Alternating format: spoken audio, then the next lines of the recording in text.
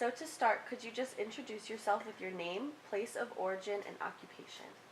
Okay. My name is Maria Joy Paladino, but I go with Joy. And I came from Vigo City, Davao del Sur, Philippines. And occupation. And I'm a registered nurse. Okay. So the first question is, what inspired or motivated you to come to the U.S.?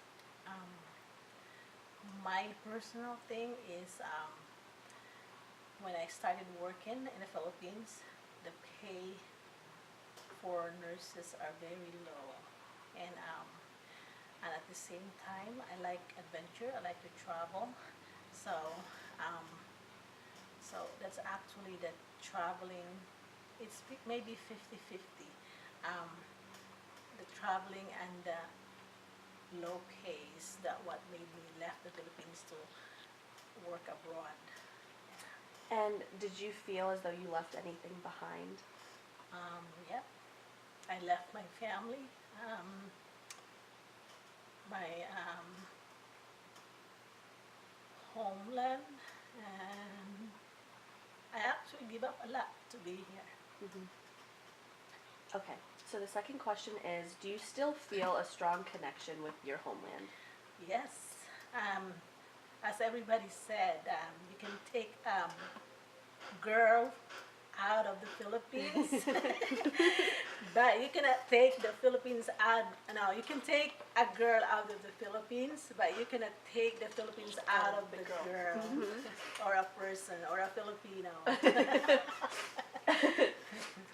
So do you visit home often?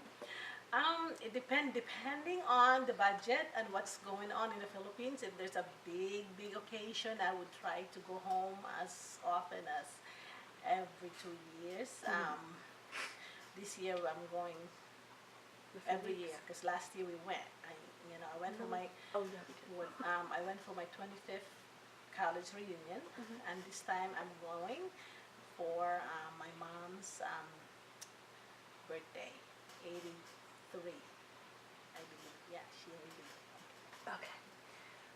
So do you consider yourself a Filipino or a Filipino American first? And is there a difference between the two for you?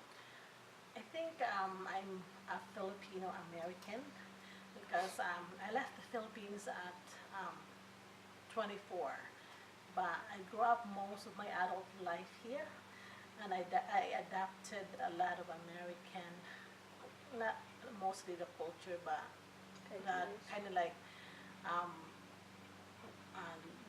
like ways of life. Okay. So describe your upbringing, like including your family dynamic and hardships you faced. Okay. I come from, I would say, we don't have a lot, like a poor family. My mom is a teacher and my dad is an air conditioning technician. Um, so money is tight, and there's four of us, and we were like almost 2 years apart. So we were at one point in our lives, we were all in college, you know. So money was really tight. And the three of us are in nursing. Uncle Bong, Uncle Carlos, and me. So when it came for me to be in college, the money already ran because Uncle Bong's gonna be the priority, and then Uncle Carlos, and then me. So the hardship is like there's not enough money for the three of us in college. Uncle Ray luckily was in the seminary then. So the seminary, the tuition is not as bad as nursing tuitions. So what I did, because my mom was about to ask me to stop going to school. So what I did is I went to she's the only Lola that I know. She's actually a great aunt, like my dad's auntie. So I went to her because she got money, and I said to her, like, Lola, can you help me in my college tuition and I'll pay you back when I can, when I finish, you know. So that's what she did. Every freaking enrollment time, I had to travel from Digos to Mlang, Cotabato to get the money for my tuition, and I would go to school that way. So I was able to serve, you know, all 4 years of nursing. She helped me do that. So it's kind of like a half and half. So I pay, because back in the Philippines, it's like you pay the half of your tuition, Mhm. and the remaining half you pay every term, like first term, mid-term, and finals. Mm. So and that helped me survive. That's, you know, we manage, even though, and that helped me a lot. That my Lola's financial aid to me.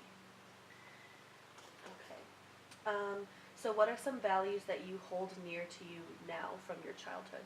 Um, don't forget where you come from, Mhm. always. And also treat others like you wanted to be treated, Mhm. because like I'm a nurse, right? I take care of my patient, and I noticed that, you know, even though I wasn't there, like Lola, a lot of people who take care of Lola, even though I didn't know those people, but they take care of your Lola, even though, because Lola is, if you're nice to people, you know, nice things happen to you. You know, Mhm. it comes, you know. Mhm. So that's the lesson that I've been carrying since I was young. Okay. And what challenges have you faced here in America?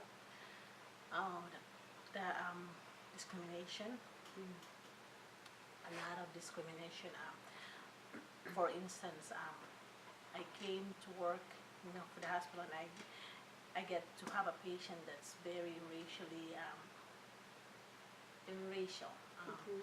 So she, whatever I say, and I probably look young and stupid maybe, you know, and to begin with I have an accent, you know, so, and they cannot understand they cannot understand what I'm saying. So that was the worst, you know, like treatment that I've seen, is like the discrimination. Like the patient would say, I don't even know where she come from, Japanese, Chinese, and then she named all the Asian, Mhm. you know. And so until I spoke to the supervisor, and the supervisor asked me to switch patient, because that's the worst one that I experience, is the patient that's, you know, I know they don't know, like, or, you know, like sometimes it becomes with ignorance or something, you know. Mhm. So that's the most difficult one that I encountered here. Would you say you had like difficulty with the culture, like a culture shock or like assimilating in Yeah. the beginning? Yeah, in the beginning too. Yeah, that one too. And difficult adjustment too is the language. You know, like you know how I differently pronounce things, Mhm. and I try to explain to my patient, and they can understand what I'm saying, because I have a different accent. You Mhm. know, so that would be another hard difficulties, culture and language. Yeah. Okay. Um, so, Mhm. have you ever felt out of place? Um, yeah, yeah. You you work and you're the only one or two Asian in your unit, you know. Um, Especially Milford Hospital, it's only me and Auntie Ruth in the beginning. Mm. So you kind of like, um, but the good thing is I just be by myself, you know, like just be myself. They take me as what I am, you know, like, and then later on they kind of like me, Mhm. you know, because they know I work hard, and whatever, you know, everything's get done. So Okay. And so, in closing, what do you want to say to people who are trying to find themselves? And this is like more of a question for students or kids or like children of immigrants. So like Filipino Americans or like any Okay. other kind of like minority American. Like what would you say to people who are trying to find themselves here? Okay. Probably I would say that here in America, I noticed when I first get in here is try try to find an education that you also enjoy at the end. Um, and also make sure that you have an education because you don't want to be in this country. It's more not you don't have to be a college degree or something. Have a certificate or as long as you have um, a skills and learning that you like, and work on that because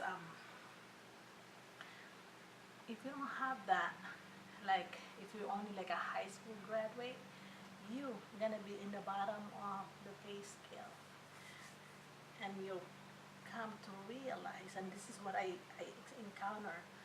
I came to this country young and become an RN, and I noticed that people that's been working with me would say to me that, oh,